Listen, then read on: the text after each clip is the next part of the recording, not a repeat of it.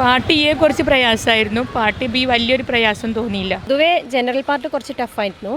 പിന്നെ ലിറ്ററേച്ചർ പാർട്ടൊക്കെ നമ്മൾ ഡീൽ ചെയ്തിട്ടുള്ള ക്വസ്റ്റ്യൻസ് പോലെ തന്നെയായിരുന്നു വന്നിട്ടുണ്ടായിരുന്നത്. സ്റ്റേറ്റ്മെൻറ്റ് ലെവൽ ക്വസ്റ്റ്യൻസ് ആയിരുന്നു കൂടുതലും. കുഴപ്പമില്ല, ഒരു ഈസി ആവറേജാണ്.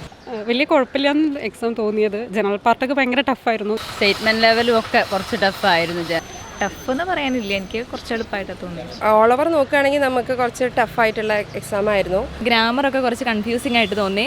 സ്റ്റേറ്റ്മെൻറ്റ് വൈസ് ക്വസ്റ്റ്യൻസ് ആയിരുന്നു കൂടുതൽ. കഴിഞ്ഞ പ്രാവശ്യത്തെ കുറച്ചുകൂടി ക്വസ്റ്റ്യൻസ് ഒക്കെ സ്ട്രൈറ്റ് ആയിട്ടായിരുന്നു, മൾട്ടിപ്പിൾ ചോയ്സ് ക്വസ്റ്റ്യൻസ് ആയിരുന്നു. വലിയ ബുദ്ധിമുട്ടുകളൊന്നും ഉണ്ടായിരുന്നില്ല. ഇത് കുറച്ച് അനലിറ്റിക്കൽ ക്വസ്റ്റ്യൻസ് ഉള്ളതുകൊണ്ട് അതിൻ്റെ ഒരു ബുദ്ധിമുട്ടുണ്ട്. അത്ര വലിയ ഡിഫിക്കൽട്ടാണോ ചോദിച്ചാൽ അല്ല, ഒരു എല്ലാവർക്കും എഴുതാൻ പറ്റിയ തരത്തിലുള്ളത്. ചിലത് കൺഫ്യൂസിങ് ആയിരുന്നു. മെയിൻ സബ്ജക്റ്റ് ഒക്കെ ഈസിയായി. ജനറൽ പേപ്പറാണ് കുറച്ച് ടഫായിട്ടുള്ളത്.